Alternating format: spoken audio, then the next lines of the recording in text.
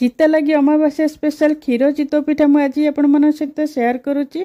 आपण नॉर्मली घरे चितौ पिठा तो निश्चय बनाऊे किंतु मो स्टाइल थरे एमती क्षीर चितौ पिठा बनईकी देखंतु बहुत ही बढ़िया लगिबो। घरे समस्त बहुत पसंद करेंगे। आ पिठाटी आपणकर पूरा सॉफ्ट रहिबो, भीतर पूरा जूसी रहिबो। तेणु भिडियोटी को संपूर्ण देखंतु आउ एई प्रोसेस रे बनातु, आपनका पिठा भी निश्चिंत परफेक्ट हबो।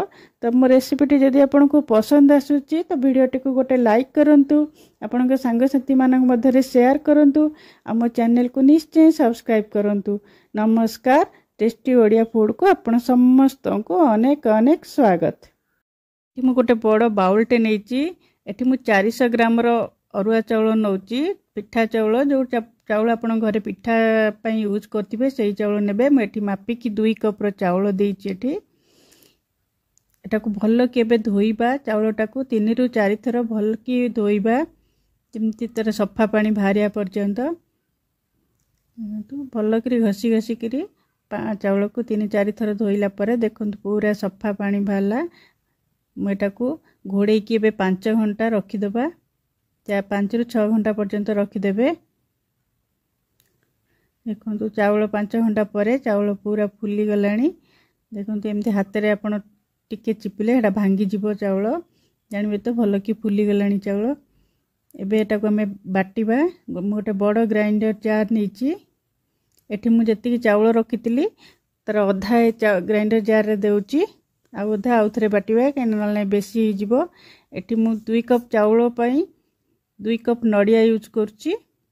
देखंतु एठी जेतेबेले यूज करिवे कोरा नडिया ही नेबे, खंड नडिया नेबेनी। खंड नडिया नेले सेटा चाउल सहित भल कि बाटी हेबनी, और खंड खंड रही जिवो। तेणु कोरा नडिया जदि आपण पकेबे ताले भल कि बाटी हे जिवो। मु गोटे कप नेली, आ गोटे कप आउ अधा चाउल पई रखिली ता सहित बाटीबी। एठी 4टा गुजराती मु एठी दउची। एटा जेतेबेले पिठा खाइबे ना ता फ्लेवर बहुत बढ़िया लागिवो गुजराती पकेले। आ एठी मु आधा कप पानी देकी बाटी देली। एटा देखो बेसी पानी देकी बाटिबेनी, नले भल की बाटी हेबनी। पूरा चिकन की बाटी देबे। एटा को देखो पूरा चिकन की मु गोटे थर बाटी आन लेबे। एटा गोटे बड़ जगह रे मु एटा अजाट दउची। देखो पूरा बेसी पानी देले एटा को भल की बाटी हेबनी। पानी दरकार हेले हमें पछरे यूज करबा। आउ जो रखितली सेटा भी मु बाटी आनली। देखो ना टिके पानी धोई देई के एठी देई देली। एटा केबे गोळे दबा। एठी मु कपे 1.5 कप पाखा पानी देइची। एतिकी एटा भल केबे गोळे देकी आकु रखी दबा 5 रु 6 घंटा, या राती ओवरनाइट अपन रखी पारि। एठी देखंतु मोर 5 रु 6 घंटा पाखा पाखी हेई गलानी। बैटर केमती फुली गलानी देखंतु। एटा बेसी काठुआ काठुआ लागुची, तो माकु टिके भल की गोळे देली। हमें आउ टिके पानी आधरे यूज करबा। एठी लूण आपण स्वाद अनुसार लूण पकेबे। मु एठी जेतिकी दरकार सेतिकी लूण पकोची। एठी आधा कप आउ आधा कप पाखा पाखी मु एठी पानी देली। आ भल्लो कि एटा को गोळे देबा। 1 मिनिट पाखा पाखी भल्लो कि फेंटी देबे। देखुन ए बैटरटा पूरा इडली बैटर भलिया ही रहइबो। बेसी पानिया करिबेन ना, बेसी काठुआ रहइबोनी। बैटरटा पूरा इडली बैटर भलिया ही रहइबो। एटा एबे मु गैस रे गोटे कड़ाई बसीची। हाई फ्लेम रे कड़ाईटा रखीची। मोटा कड़ाई टिके नेबे, एल्युमिनियम कड़ाई। आ टिके गहिरिया थिबो जे पिठाड़ा बढ़िया हबो। आ टिके घियो मु एठी देई देली आधा छोट चम्मच पाखा पाखी। आपण तेल भी चाहिले देई परिबे। आ भल्लो कि कड़ाई रे तेल को एमती घसी दोची। एठी मु गोटे डंकी छोट डंकी दोची बैटरटा। एबे एटा को घोड़े दबा। गोटे छोट घोड़िया घोड़ेबे जेंति पिठा को कवर हैला भलिया। बेसी बड़ घोड़िया कवर करिवेनी। आ पानी चारियाडे मु एमती छिटके दोची टिके पानी। गोटे चम्मच पाखा पाखी पानी। गोटे मिनिट पूरा मीडियम टू हाई फ्लेम रे रखिबे। 1.5 मिनिट भितरे पिठा हे जिवो। देखंतु पिठा हैला परे तळ पिठार तळ आडे एमती धुआं बाहला भलिया लागिवो, जानिबे तो पिठा हेई गलानी। देखंतु तळ पट भी केते बढ़िया कुक होईची, पोड़ीनी। पिठा गुड़ा फुली की केते बढ़िया होईची। देखंतु पूरा सॉफ्ट होईची पिठा जांग। देखंतु आ गोटे करिकी आपण मानू देखौची। बेसी बड़ बड़ पिठा देबेनी, काहे ना हमें ताको क्षीर रे पकेबा, सेटा फुली जिवो पूरा। आउरी फुली की बड़ हे जिवो। एबे पानी पुणी सेम प्रोसेस रे पानी टिके पकेली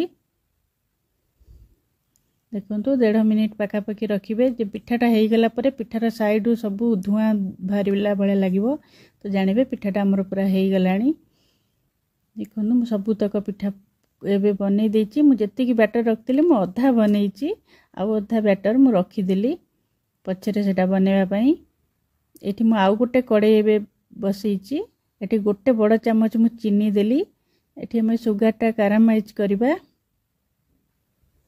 ते पिठार को जतले हम से क्षीर रे पकेबा ता कलरटा बहुत भलो आसीबा और एमती रे टेस्ट भी बहुत भलो आसीबो देखंतु ए स्टेज रे हम एठी क्षीर ऐड करूची आधा लीटर क्षीर मु एठी यूज करची एति कि 10टा पिठा मु बनैची ता पई मु आधा लीटर क्षीर यूज करूची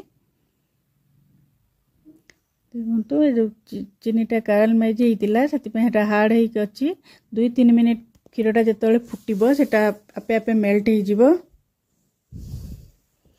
देखो क्षीरटा पूरा मेल्ट हो मु कंचा क्षीर देची आपण चाहिए बॉयल क्षीर भी दे पारिबे एटा कंचा क्षीर देची तो मुझे 2-3 मिनिट भलसे फुटाऊँगी एबे क्षीर 2-3 मिनिट हो गला मुझे 2 बड़ चामच मु मिल्क पाउडर दउची तो क्षीरटा टिके बलिया है कि भल ये हम बोलिकी ये गुजराती गुंड मु आधा छोट चामच दउची ये चीनी 100 ग्राम रो चीनी मु नेची आपण मिठा आपण हिसाब रे पकई पारिबे एठी मु केसर टिके दउची आपण चाहिले एटा देई पारिबे नाही तो एटा स्किप करि पारिबे एटा बिल्कुल ऑप्शनल अछि एटा को हमें भल कि 5 ରୁ 7 मिनिट पाखापाखि भल कि फुटेबा लो फ्लेम रे देखंतु 5 ରୁ 7 मिनिट पूरा फुटेबा मझरे मझरे गोळौथिबे टिके देखंतु एटा मु फुल फैट मिल्क नेची जो थरे कि पिठा टेस्ट भी बहुत भलो आसीबो एटी 7 मिनिट पाखापाखि मोर हो गलानी क्षीर फुटी फुटी टिके कमी गलानी देखंतु एबे गैस मु पूरा बंद कर देला परे पिठा जांग पकोची